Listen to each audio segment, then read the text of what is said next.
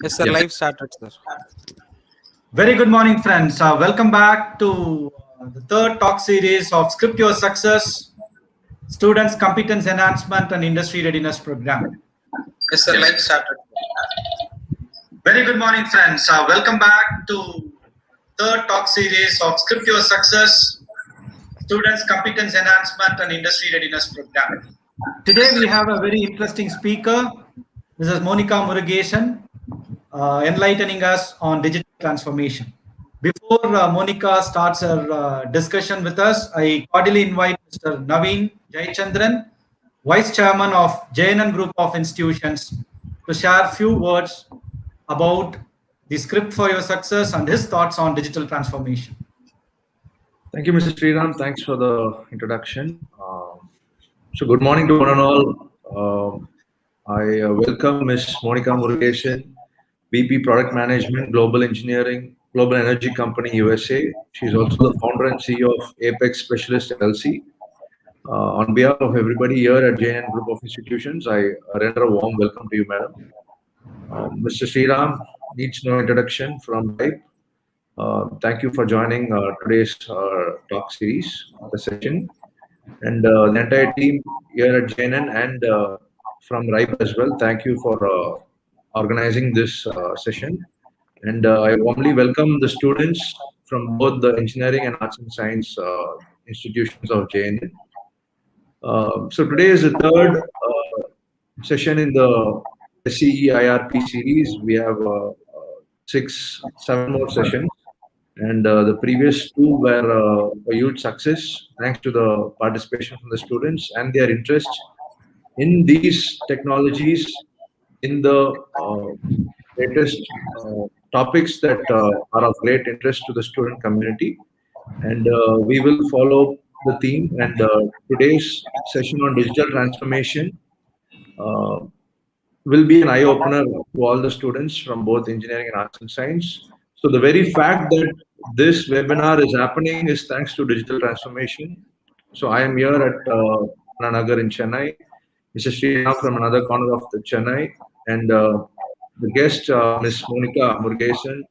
She is joining us from the US, and all the students from their respective homes. So the fact that we are able to come together to share knowledge and have a great guest to share her perspective on digital transformation through an online medium is a talking point itself, and that is thanks to digital transformation. Even though we have had Skype and all those things for more than 10 years, but this digital transformation, thanks to the pandemic COVID, has accelerated adoption of digital technologies, even though it started well before that as well. But now we have to say the digital transformation across all sectors is happening at a rapid pace. Any industry, even say traditional industries, manufacturing and production and all those things as well, any industry now is a tech-enabled industry, irrespective of whichever field that the company plays on. So in all companies have undergone a tremendous amount of digital transformation, and education as well, even more so, as we want a rapid digital transformation.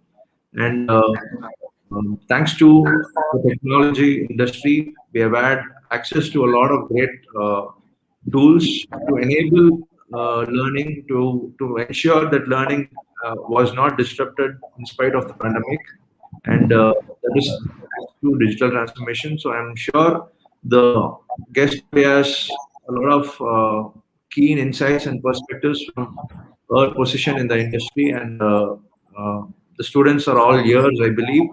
And so with that, I wrap up my speech over here and hand it over to Mr. Sriram. Thank you, Naveen.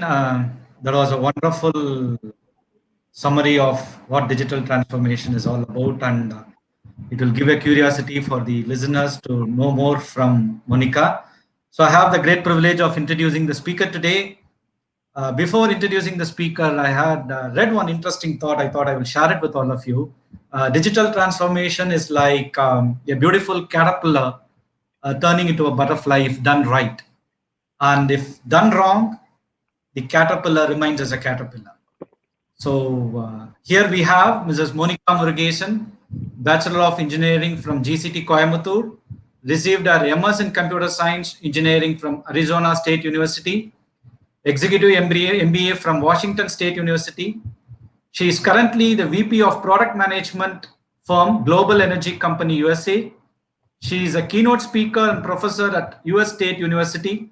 She is the founder and CEO of product management consulting firm by name Apex Specialist LLC. She is coaching individuals and institutions on product management. Over to you, Monika, to understand and learn about digital transformation. Thank you. Thank you, Dr. Sriram, and thank you, Naveen. I think that's a great introduction of what the digital transformation is, and pretty much you hit the nail on the head by connecting that with what we can today is because of digital transformation.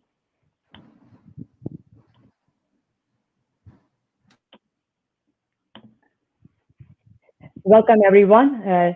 Today's the topic is digital transformation. When the organizers approached me and talked about this great platform where we can bring the students today so they are prepared for the industry tomorrow, what better topic I can think of other than digital transformation? No matter what your background is, digital transformation applies to the industry you will be going into. So this is the latest buzzword, the latest technology transformation that's happening in every industry. And today in this session, we will be learning about what are all the different technologies that's contributing to this digital transformation. What are we benefiting from this, and how can we contribute to this as founders, employees, and industry leader in this today's world. My name is Monika Murugesan, and a little bit about me. I started after my bachelor's and master's in computer science. I started as a system analyst in a pharmaceutical industry, but soon after that, I realized my passion is in the electrical industry, electrical power grid. So I have spent the last 18 years in the power industry business. Started my career as an embedded software engineer and then grew to be the head of product management. And recently I started a consulting company specialized in coaching students and companies in product management and how to establish in this difficult COVID times. And currently I'm also the vice president of product management in a power industry company called Sentient Energy, part of Koch Industries. So that's a little bit about me. Let's dive into what is digital transformation. Businesses today are changing every day. The market requirements is changing every single day. What you're expecting from your cell phone service company today is different from what you expected from them 5 years ago. So when the market is changing rapidly and your businesses are changing rapidly, the business owners have to look for new ways or modifying their existing ways so that they can improve customer experience, they can improve their business process, they can improve their products, so there's better innovation happening. Using digital technologies to do all this, that entire process is called digital transformation. So using latest digital technologies to improve your business process, your culture, your innovation, and improving your customer experience, that is all entirely called digital transformation. We will go over this in detail and talk about all the small pieces that come together to become a full digital transformation. But before we get there, I want to clarify what these three terms mean. Quite frequently, you will hear digitization, digitalization, and digital transformation, but they are all different. So how are they different? Digitization is the process of changing from analog to digital. So if you are all old enough to remember what a VHS tape or audio cassette tape is, or maybe you're old enough to even recognize a picture of that, you know that you can convert those videos into a digital video, or you can convert those songs into your digital song so you can download into your cell phone. So that process of converting something that's in the analog format to a digital format, That is digitization. Digitalization, it is the use of digital technologies to change your business model. So it is similar to what the digital transformation explanation I gave you in the previous slide, but there's a little bit difference here. The small difference is you're changing one process or you're changing one routine so that you are improvising the efficiency. The example I can give you here is if you went into banks a couple of decades ago, there used to be ledgers where line by line, the cashier used to keep records of the transactions happening every single day. And at the end of the day, the cashier is expected to tally that deposits made and withdrawals made, and it tallies, it matches. But right now, with the digitalization of that one process, you can enter everything on a computer so that your customer experience is better because it's all done faster. It's not a writing process. And you're also improving the efficiency of that cashier because he or she doesn't have to go through that at the end of the day. It's a tedious work, but it's all converted online right away. The tally is done faster. So that one process of converting to improve efficiency is digitalization. So that's only one process. Digital transformation, the topic that we have today, is when you're applying that digital transformation to more than one process. So you are converting your several projects together so that your entire business goes through an exponential transformation and growth using that latest digital technologies. That entire process is called digital transformation. Quite frequently, these three terms I have heard used interchangeably, but they are distinctly different.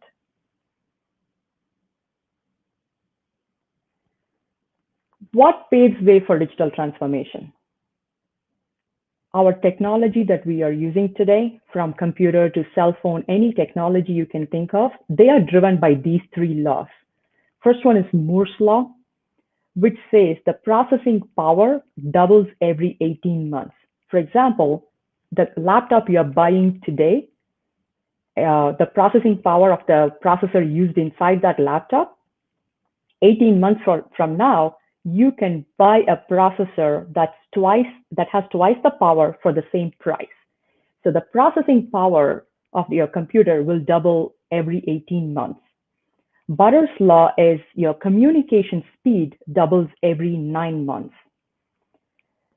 So for example, if you remember the dial-up internet, you can remember that the speed of the dial-up internet versus today's the speed of internet, where you can stream multiple, you can stream a movie or you can listen to songs uninterruptedly, right? So that is an example of how communication speed can double every 9. So that is the law, Butter's law, that every 9 months your communication speed doubles. Kreider's law is the storage capacity. So the RAM you buy inside your computer, that doubles every 13 months. And again, going back to the history of computer, in 1970s and 80s, the computer would be half the size of the room. But right now, the phone you're holding in your hand is as good as a computer. So that shows how the technology has evolved over time. So all the digital transformation that's happening in all the different industries is driven by these three laws because of the processing power, the communication and storage capacity improving so fast. Our businesses are also driven by these transformations happening in the technology. So this is a slide that can show you what are all the steps that you need to do digital transformation. First step is to educate yourself on what is your current digital health? How is your organization set up, or how is your innovation product set up? How is your customer experience today? What are all the digital trends in the industry and the ecosystem available, right? That's simple. First, learn what is there and what are you lacking. Next is you come up with a solid vision, strategy, and you have a target. So you set up a plan with what you learned and what are you going to accomplish. Next is you accelerate on your plan. So you are building new businesses, you're transforming your core offering and improving your customer engagement. you are using the technology to transform your operations, and you're building your digital capabilities. That's your implementation. And after that, you scale up and transform your business continuously. It is easier said than done. These processes take many years together for every industry, sometimes even a decade for the entire digital transformation of that company or the industry, depending on how big of scale we are looking at. So, but this is a simple way of looking at what are the steps to do for digital transformation, the journey of the digital transformation. I live near Seattle, and Seattle is the headquarters of Starbucks, so I can't skip talking about digital transformation and not mention Starbucks. Starbucks is a perfect example of a pioneer in digital transformation. They started the first app, one of the restaurant/service industry to have an app for coffee ordering. Their mobile app, you can customize your drink. You can order your drink before you go to the store, and you can pick up in the store. This is all before the COVID times too, right? They were thinking ahead. And with your phone, they can keep track of your orders. And after certain orders, they give you loyalty reward. And they celebrate your special days like your birthdays by giving you a free drink. And there's another cool thing they do is also when you're driving by or walking by, if there's a Starbucks, they remind you, hey, there's a Starbucks nearby. Do you want to go in? So that's an example of how Starbucks was a pioneer in using the digital world to bring in more customers and also having a better customer satisfaction, right? Because you get birthday special drink, you get loyalty reward, and you can order your drink beforehand so you don't have to stand in that long Starbucks line. So this is a good example of improving your internal process and also improving your customer satisfaction with the digital world. If you think about a customer journey, the one on the top here is life before the digital transformation. So that's a traditional customer journey. And the example here is a customer going into a bank for a loan process. So the customer goes to the bank, meets with the loan representative, gives all the paperwork, asks for the loan, then goes back to the home, waits for decision, then again go back to the branch, sign all the paperwork, then receives the funds. In the digital world today, you can apply for a loan on your mobile phone, and within minutes, you have access to your funds. So that is the transformation in the banking industry. And a similar transformation has happened even in our travel industry. Travel agents, it's a common thing a couple of decades ago. In some places, it is still there. But if you want to travel, you go to a travel agent. You tell that person where you want to travel, what are the things you like to do, and that person books everything for you from the hotel to flight to car, taxi, whatever you want. Everything goes to that individual person. You have to sit in there and get that travel reservation done. But today, if you want to travel, there are so many different websites like Make My Trip, Orbit, so many different websites. Even Google has a travel option. You can book your flights there, and you don't have to use the same platform to book your hotel. You can go to a different location to book your hotel, and you can choose whether you want a car or you want to use Uber, Ola for transportation. That is how independent a customer is today. So they don't have to rely on one person to make all the reservation, but everything is in your fingertips. So you are much more independent and you can make your own choice. Let's look at all the technologies that come together to shape digital transformation. Digital transformation can happen as part of one of these technologies or a combination of two or more of these technologies. We will go through all these four in detail in the upcoming slides.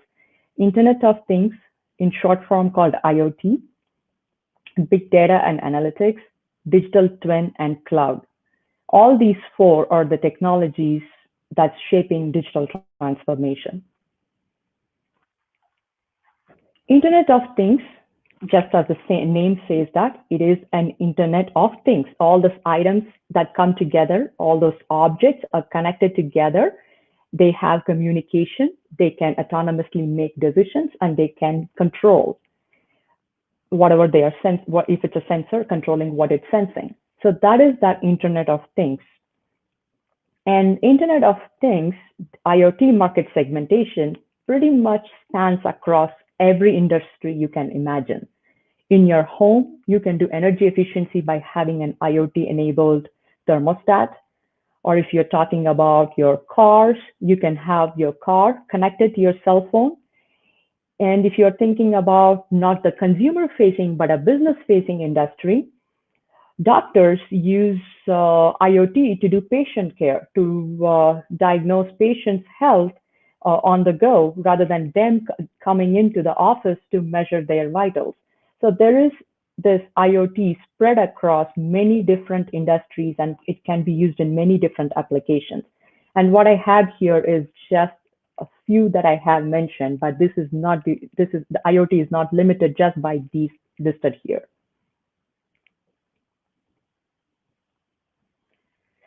So if you're looking at use cases driven by IoT growth, again, it is limitless, but I want to show in this slide how it's the billions of dollars spent per use case in euros. It is in euro currency. That's the y-axis there, and the x-axis is the time to maturity.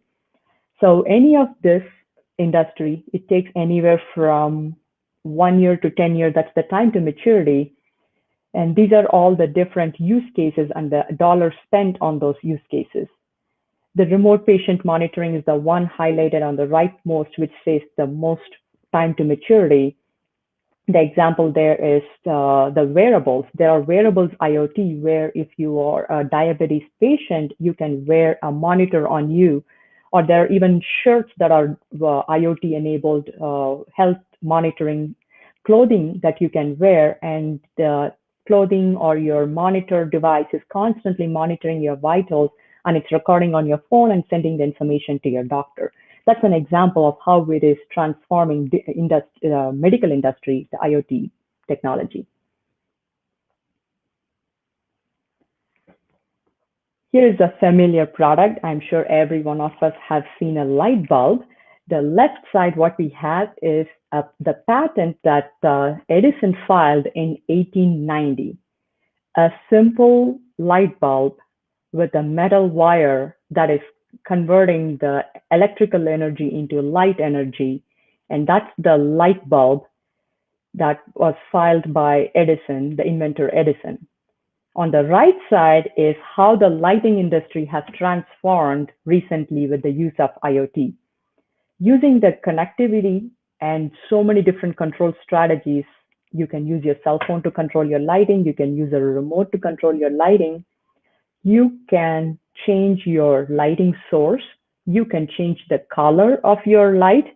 You can change, depending on the mood, you can dim it. You can have it in a higher intensity, or you can have the lights on just before you come home, so you don't have to come home and look for the light switch. So remotely accessing your light control. So this is how the lighting industry has transformed since Edison's 1890 light bulb. Moving on to the next big topic, big data. So we talked about this IoT. Remember the Moore's law and Butter's law, they are all talking about how fast the technology is evolving, the speed at which it's evolving, the communication speed and the capacity, the storage capacity. And what is that taking us to is all the sensors, the IoT devices, the Internet of Things is sensing and sending a lot of data. The sheer volume of data and the speed of data that is being gathered, and also the variety of data, the different types of data that's coming in, that is too big of a data set for a human brain to analyze and see the pattern and look at what information is hidden in that gigantic database. That's where this big data and data analytics comes in. When all the IoT devices and sensors out there, we are getting plenty of data coming in. And that's where we are connecting that big data and analytics together. So here is how many bytes of data is generated online every day. That is 2.5 quintillion bytes of data. Quintillion is 18 zeros after the number. So it is 2.5 times 10 to the power 18 bytes of data is generated online every single day. 33% of that, of the time, people spend their time on social media. And there's so many TV streaming, movie streaming, news, so many other online activities contributing to all this bytes of data. And this just big data industry is expected to grow by next year to 274 billion US dollars. So it is a big growth, and there's plenty of data. And whenever there is data, there's always information. I'm going to give a little bit of data behind where the big data is coming from. A lot of social media users contribute to this. In 2019, Facebook had 2.3 billion active Facebook users. Twitter users send half million tweets every minute. That's every minute, 500,000 tweets. And 40,000 search happening in Google every second. And YouTube shows they have 300 new video hours every minute. So every minute, there are 300 new video hours in YouTube. So these are all the big contributors behind this data streaming. So now we have a lot of data, but what is the business value out of this, right? Like, okay, if we gather data, there should be some purpose behind it. There should be some reason and value we get out of this, because we are spending a lot of time and technology, the money and maintenance for all these devices. The business intelligence and predictive analytics is coming in when you're putting that analytics with the big data together. So when you have the lower complexity, you definitely have a lower business value. You are mining your data and you're looking at that structured data, but you're using your small to mid-sized data sets. But when you are using larger data sets and you're doing more real-time analysis, more statistical analysis, which is complex, you are getting better optimization of your processes, how you can do things better so you're running more efficiently, and you can get some predictive analytics of what is going to happen so you can avoid those mishaps to happen. Let me show that in a different way. So on the left, on your y-axis, you have customer value, and on your x-axis, you have your data complexity. When you're having enough data, you can say, hey, this is what happened and why it happened. So that is your hindsight and insight. For example, let's say I'm a big industry running multiple motors, and then one of my motors suddenly stalled in the daytime and I have a lot of work to be completed by the end of the shift. And if my motor stops, saying that, hey, your motor stopped, and here's why your motor stopped, because your motor did not get its maintenance on time, so it was heating up too much, so that's why it stopped. So that is good. That is good information. But what is more useful information is that predictive analysis and prescriptive analysis. So instead of waiting for my motor to fail, what if I get notification a week or 2 weeks or even a month before, hey, this motor has been acting weird. It has not been acting the same way, whether it is heating up too fast, or its startup time is too long, or the current and voltages are not the same as I usually measure in this motor. Something is going to happen to this motor, time for maintenance, time for a checkup. What if I get my notification with enough time so I plan for that maintenance so the motor doesn't stop and interrupt my daily shift? One step further, what if I know that that motor is old, it needs maintenance or it needs a replacement, but my replacement motor is not arriving until next week? So I can adjust my process to say, hey, I want this motor to stretch for a week. How much load can it take? So that is your prescriptive analysis. So you're saying, I want to stretch the life of this motor for a week. Then the process tells you, this is how you can stretch the life of this motor for a week. by dividing or by moving some of the process away to the different motors. So that is prescriptive analysis. And that's where the data analytics and your big data future is going to. Right now, we have a lot of information on hindsight and insight, which is useful. But going further, we are looking into predictive analysis and prescriptive analysis. Overall, big data definitely brings in incremental improvements for customers. They give you personalized offerings, like the example in Starbucks. They know exactly what you need and they can give you that personalized offerings. If you're watching Netflix, after 2-3 hours of watching Netflix, immediately Netflix tells you, hey, based on your watching history, these are the shows you may like. So that is your personalized offerings. They kind of try to see what is your taste like and offering you something that you may prefer. Fraud reduction is another incremental improvement. A lot of credit card companies use digital technologies to see, this is my customer's purchasing pattern. And if I purchase something that's outside the pattern, I immediately get a notification. Monika, I saw that you spent in this particular store. Is this you or did someone else go there? Just watching out for my credit card usage. And they can also look at, okay, you usually live in this state, but I saw the card being used in a different state. Are you traveling or is this a card theft? So they always watch out for you. And that is very good to have that digital technology helping customers and preventing frauds. Predictive maintenance is the one I mentioned in the previous slide, how you can plan ahead and instead of waiting for things to fail and learning why it failed, you can prevent it happening by knowing it's going to fail. Let me prevent it from happening.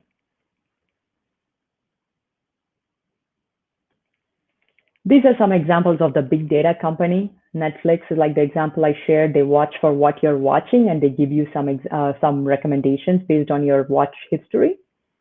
Amazon always gives that other customers who bought this also bought, right? Like say if you're buying a book, they see who others bought these books and they see, okay, those customers bought these other books. Would you be interested in this? So they're upselling more than what you are looking for by recommending what other customers bought. Facebook, based on your demography, and they keep track of what you like or what kind of information you would like or buy, and they do Facebook marketing in the middle of your browsing history. So that is how big data works for these big companies. I'm going to keep the cloud computing really short. I know you all had your first session on cloud computing, but missing out cloud computing is missing out a piece of digital transformation. So I'm going to touch upon this topic really fast.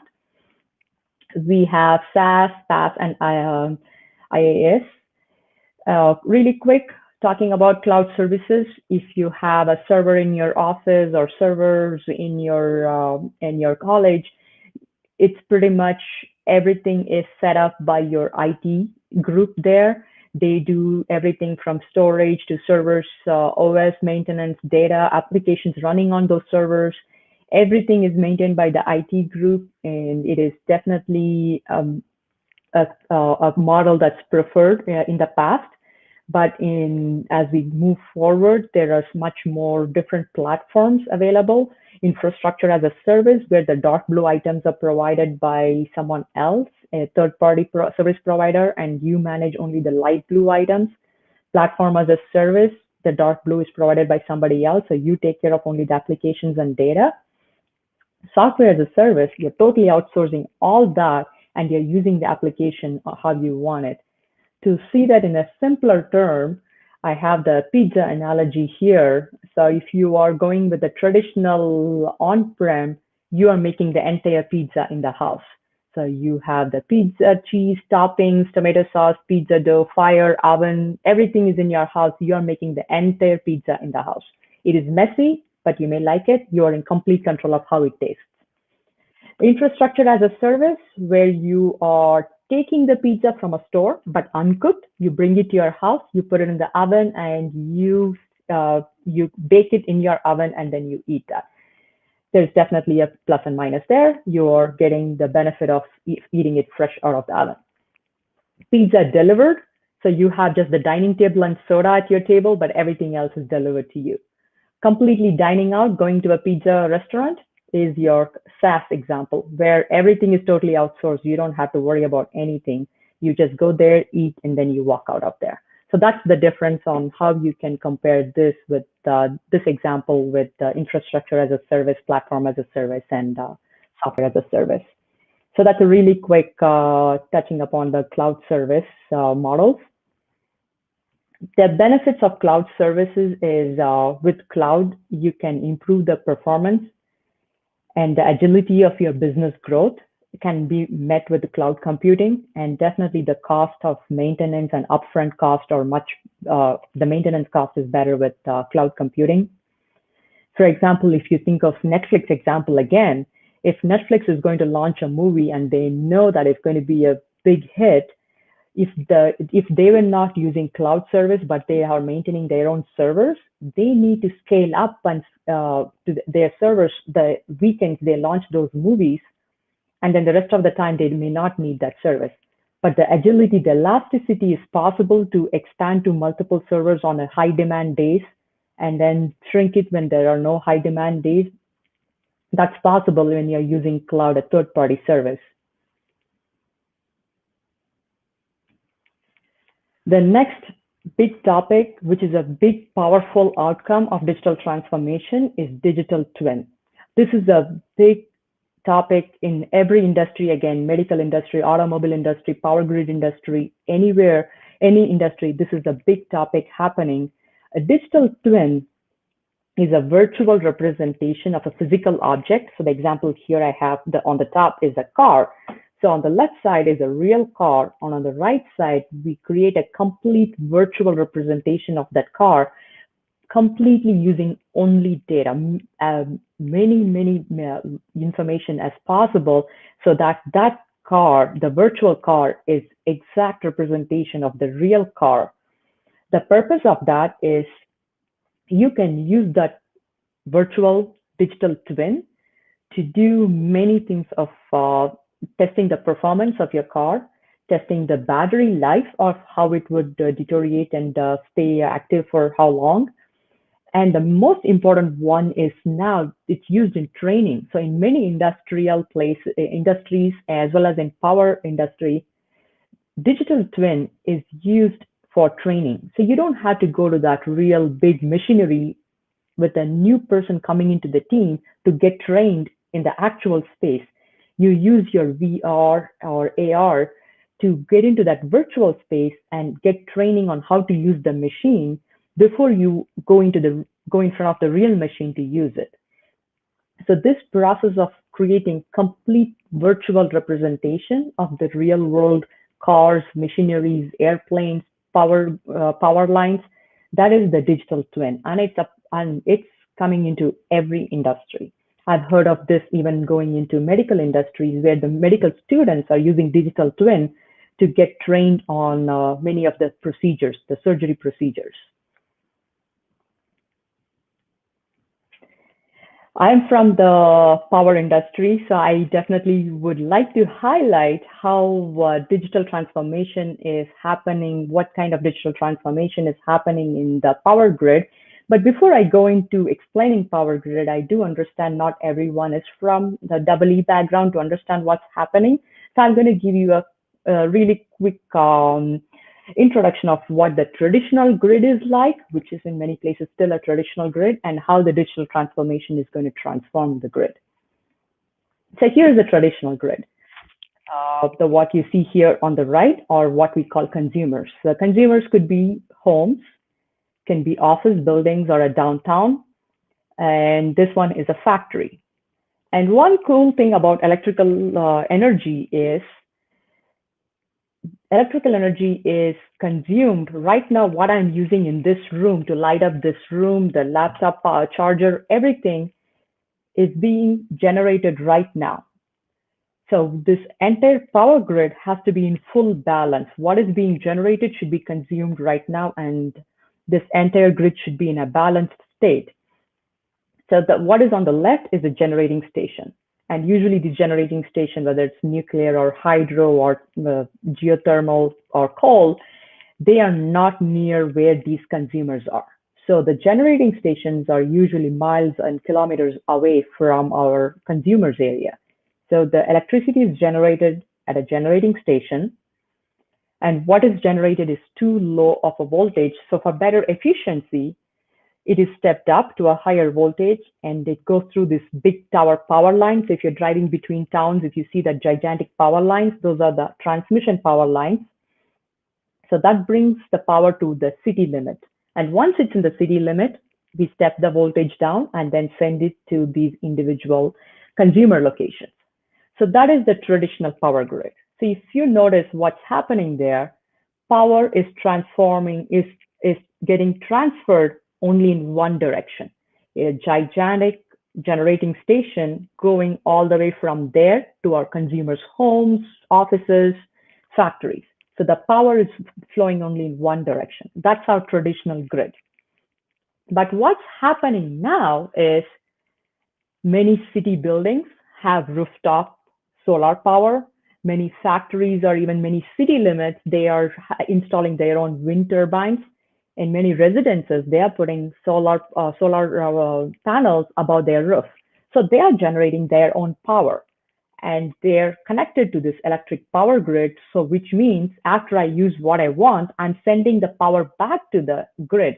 So right now, because of all these new technologies that's evolving rapidly, there is bi-direction power flow. So the traditional power was flowing only in one direction, always from the generating plant to where we consume electricity.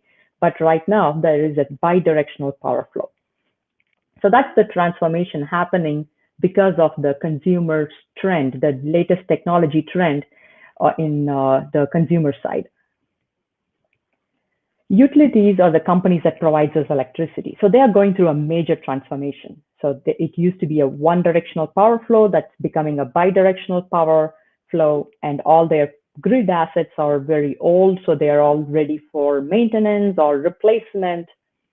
There is a rapid increase in electric vehicles. So that is again a big impact, right? Because when you have your traditional home, the power consumption is different. But when you plug in your electric vehicle in the power grid to charge your car, the power consumption, the pattern you will see in the power will be different. And above all, because of all these different sensors and devices, cybersecurity is also a big concern for utilities. So these are all the different transformations that's impacting the utilities, which is the power companies. So to do that digital transformation in power grid, we always start with customer challenges.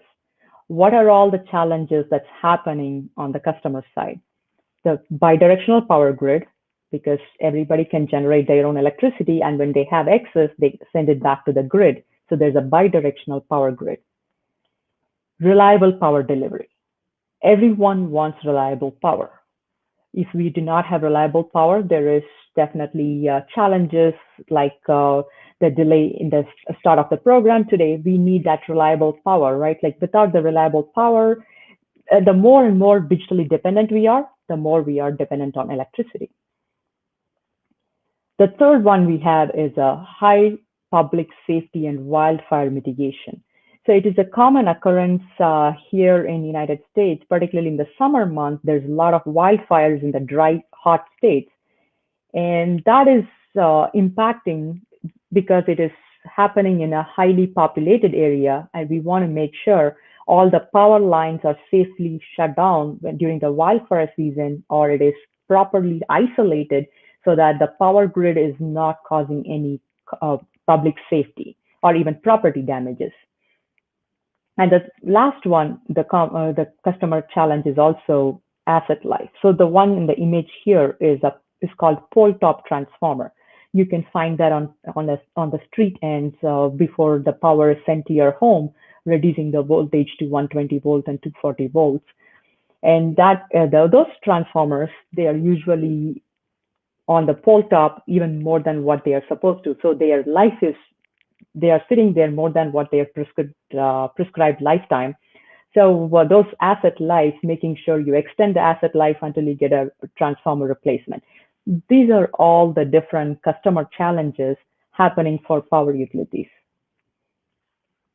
So the technology for the digital transformation starts with the IoT kind of device here. Those the devices that you see here on the power line, those are called the sensors. So they sit on the power line, they sense the current and voltage that goes through the power line, they sense the temperature, they sense the vibration. So they sit on the power line, gather all this data, and then they send it to this central device that is the grid edge analytics. So that device sits there, this blue box sits there and does edge analytics. And also this data is sent to cloud so that there's a big level or larger system level analytics done on using that data. The main purpose of all these devices is to make sure if there is a fault or if there is a disturbance in any place. For example, let's say there's a fallen tree on one of these conductor lines. We want to make sure only that part of the power line is taken down so the power goes to the rest of the customers without any interruption, and there is no public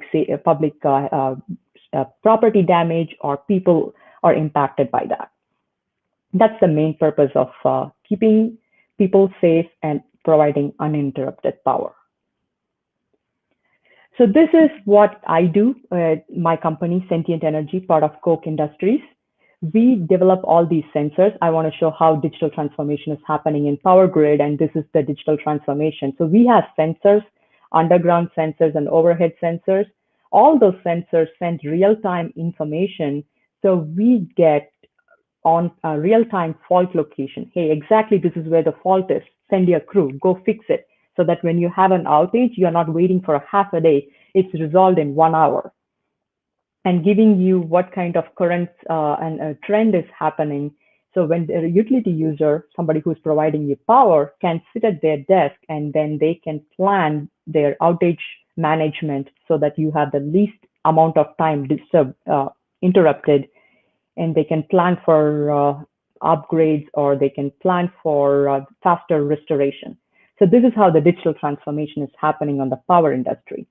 I do understand this is not everybody's cup of tea, but I just want to give you one industry in depth to show you how digital transformation is, pretty much everybody is using the power, right? Because everybody is dependent on electricity. So if you look at the sensors and how these different layers work together, the power grid where the physical assets are sitting, that's the physical grid layer. Then you have the sensors that can do edge computing. And if they are sending the data to the cloud, then it goes through a communication network. This can be a cellular communication. There's a layer of cybersecurity, and then there is a grid edge systems, the monitoring systems that uses the analytics to decide what they want to do with all the data that's coming through. So the digital transformation is going to take the power grid and transform it to an interconnected world where there is uninterrupted electric power. So that is the ultimate goal of having this digital transformation. Everyone should have electric power and uninterrupted electric power. So this is my key takeaways for all of you. So whatever industry you are going to, understand what are all the latest technologies available. Start with customer focus. Who are your customers? What are they using? How are they using? How can you improve their life by identifying their current challenges? What is working today? What is not working today? And then solve that problem with emerging technologies. So that's your 4 key takeaways. So if you want to connect with me, I'm on LinkedIn. And if you want to talk more about any of these topics, you can set up a time with me on Apex Specialist. And you can also follow the Apex Specialist on LinkedIn. So that's how you can get in touch with me if you have anything about these topics, or if you want to know more about digital transformation.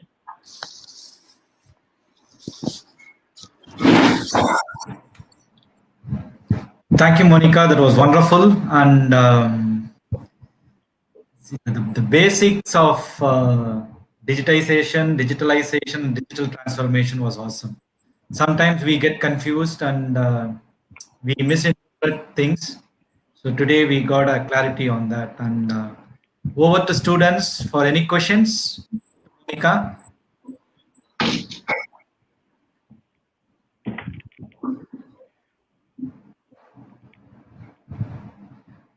Okay, I will start the question thread. I have a question that is there for me for a long time.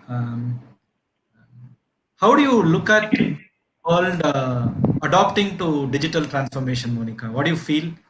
Are all of us adopting it very fast, or still we require some kind of motivation or interest? That's a really good question. When you think about digital transformation and how the world adopts digital transformation, we as individuals, we adopt these changes faster than organizations or industries as group of people. For example, if there's a new phone or a new technology, even if it's a new TV or even if it's a new car with a new interface, digitally better interface, we will jump on the technology and we show enthusiasm to adopt these new technologies faster. I'm not saying everyone is like that. There are always people who are a little bit afraid of new technology, so they wait for most of them to try it out before they want to buy it.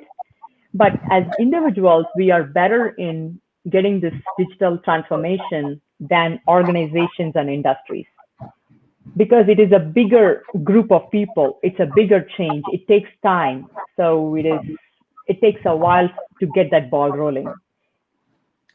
So do you feel the governments have to intervene to educate people on digital transformation so that their transition from a generic mode of operations to digital will be faster?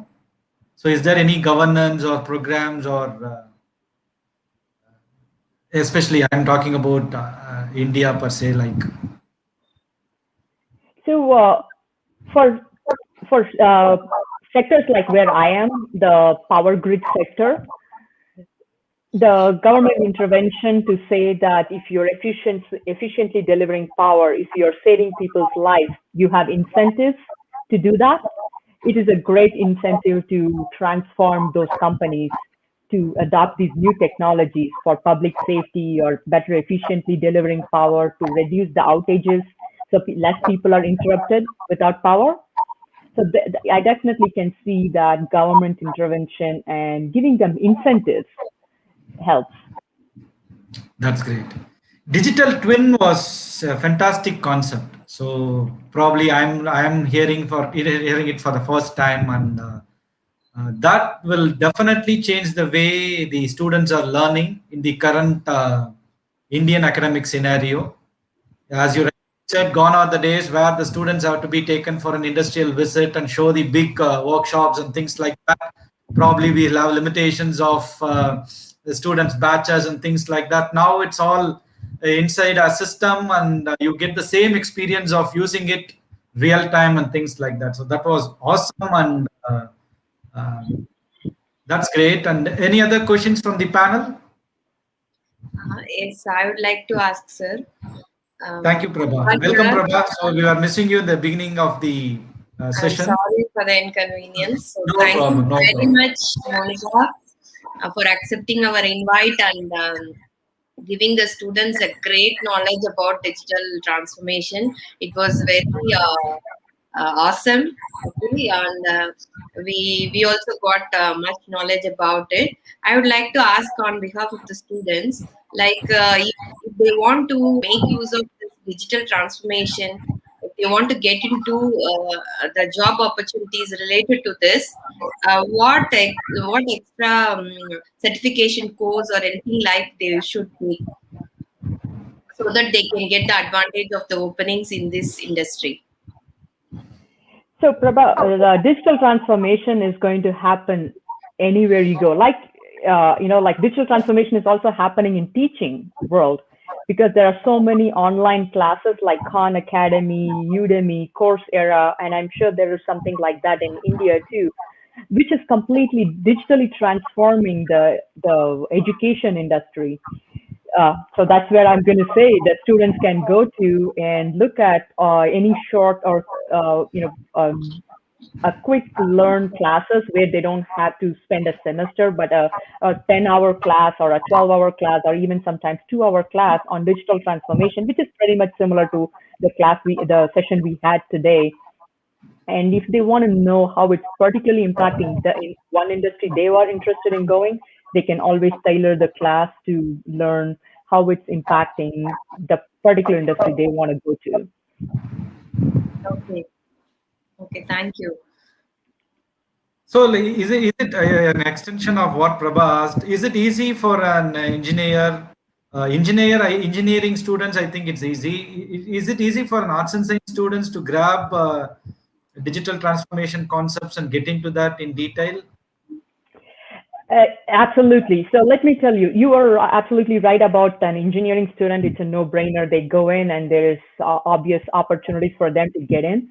But let me tell you about the concept called user experience, right? Like anything you make it into a digital world, whether you're developing a new app or whether you're developing a new user interface for users to use your product, that user experience is usually designed by psychology major or people who understand the human thought process flow. And that is something I don't think engineers can really be as good as a psychology major, knowing, okay, this is the flow of the information, whether it is your website or your app or anything that you're developing for digital transformation. It has to be so intuitive, right? Like, for example, when you buy an Apple phone, this is an example I give. Apple phone does not come with a instruction manual, but even a child can open up an Apple phone and use it. True. That's because it is so intuitive to use. And that design can be done by anyone that need not be an engineer to do that. Okay. That's great way of putting it, Monika, because now I get a new thread that, see that the difference between engineering stream and arts and science stream is getting into a thin line now, if I'm not wrong. See, there were days where engineering stream has been looked at in a different sector and segment, and arts and science stream has been looked at in a different sector and segment. Because of digitization and things getting into technological adoption, there is a thin line now. See, it's like co-working together to create something which is going to be of ultimate customer experience, if I'm not wrong. Am I right on that? Like, that's a good sign, I feel. Yep, definitely the lines disappearing. Yeah, so no more engineers and no more arts and science students. It's all going to be probably the students who are able to give a good customer experience or consumer experience. Absolutely, yep. That's wonderful. And over to Prabha before I give my concluding notes. Prabha? Yes, Monika, thank you so much once again on behalf of J.N.N Group of Institutions as well as Right Consulting Services. Thanks for accepting our invitation and giving the students a great knowledge to enrich them. Over to you, sir. Oh, thank you, Monika. And I'm sure the initial remarks about digital transformation. Digital transformation is like when it's done right, a beautiful caterpillar becomes more beautiful butterfly. And I'm sure after listening to Monika's talk, all the students will use these inputs and ensure that their aspirations as a caterpillar, definitely they will become beautiful butterflies in the digital transformation segment. And certain concepts are mind-boggling, like I said, the quintillion. That is something like, again, it's hitting my head too much, like such an amount of data and things like that are going in cloud, and what kind of vibrations are being set. So probably use of technology in the right way will ensure a lot of productivity and happiness all over the world. At the same time, as you said, if the technology is being used in the wrong side, and you'll have troubles all over.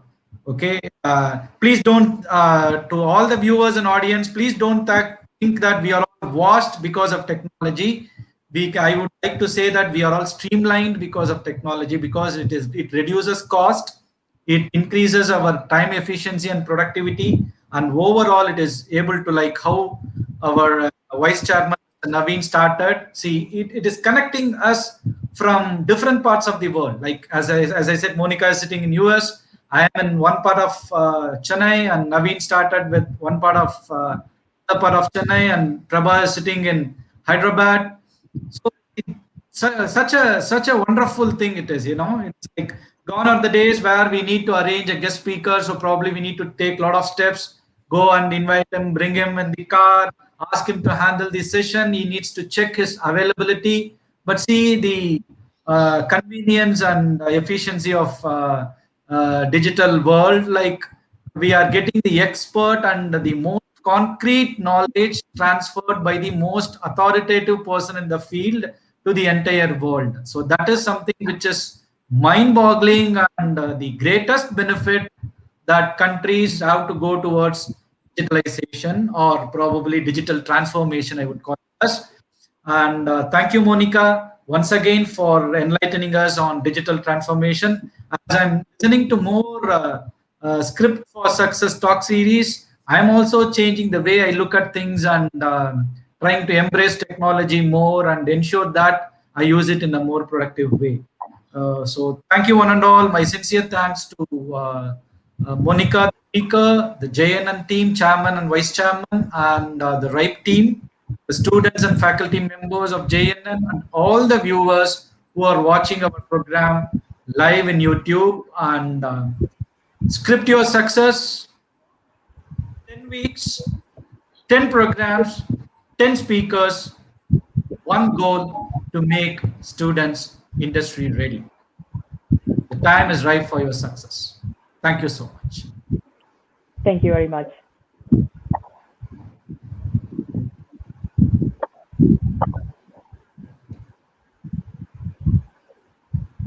We can conclude the meeting, Mr. Sitaraman.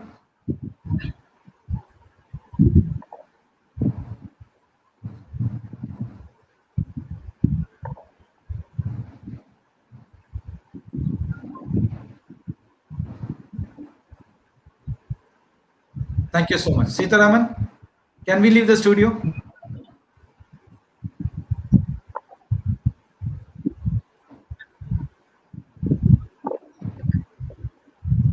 Yeah, I think it's completed. Live session is going to stop in few minutes. So the team can leave the studio. Thank you so much.